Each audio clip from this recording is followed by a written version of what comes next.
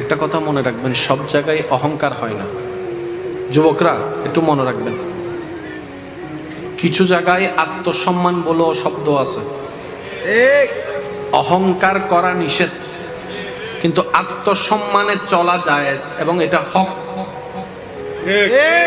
নিজের সম্মান বিসর্জন দিয়ে কোথাও যাওয়ার দরকার, যেখানে মূল্যায়ন নাই যাওয়ার দরকার নেই, যেখানে আপনার ব্যবহার ভালোবাসার মায়া মমতার দাম নাই যাওয়ার দরকার নেই।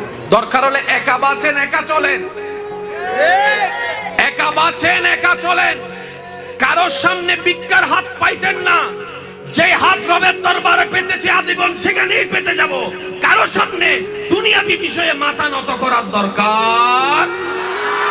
আত্মসম্মান নিয়ে চলবেন। যে নিজেকে নিজে সম্মান দিতে জানে, আল্লাহ তাকে সম্মানের নিয়ামত দান করে।